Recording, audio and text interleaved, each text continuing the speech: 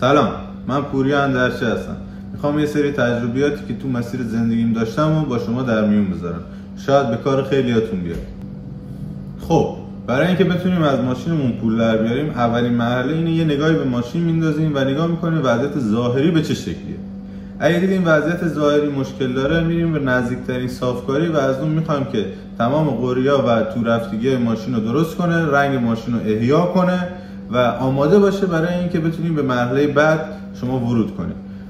ببینید مثال بارز این میمونه که مردم عقلشون به چشمشونه، یعنی چیزی که میبینن و میخوان، نه اینکه چیزی که شما حالا بگو نمیدونم موتورش نمیدونم زیمنس فرانسه است و فلان و این داستانه. اینا تبلیغاتیه که بعد میتونین ازش استفاده کنید، ولی در مرحله اول شما باید برین ویژگی‌های ظاهری ماشینتون رو مرتب کنید. خب بعد از اینکه به یک صافکاری خوب رفتین و به اون سپردین که ماشینتون رو از لحاظ ظاهری آماده کنه، میتونین برین سراغ صداگیری های ماشین. میرین به یک مکانیکی خوب و ازش میخواین زیربندی، جلوبندی، هرزگردهای ماشین رو چک کنه. برای اطمینان هم بهتره این که بگه یه آچارکشی تو ماشین واسه داشبورد یا بیرون ماشین انجام بدن که تو اتاق ماشین صدایی نباشه.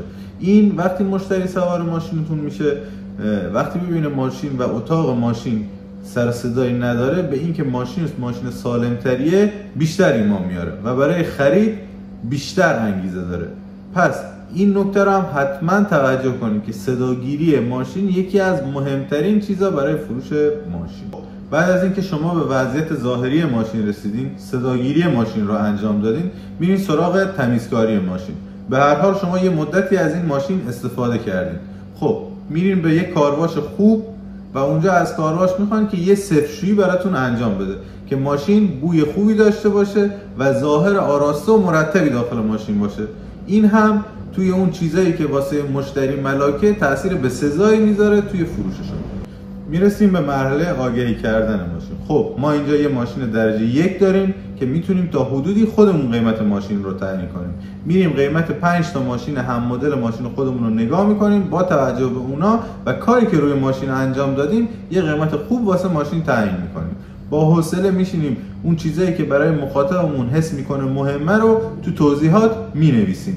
این میشه یه آگهی خوب برای اینکه بتونیم ماشینمون رو عرضه کنیم. ببینید با سود هر بار خرید و فروش ماشین میتونید ماشین بهتری بخرید.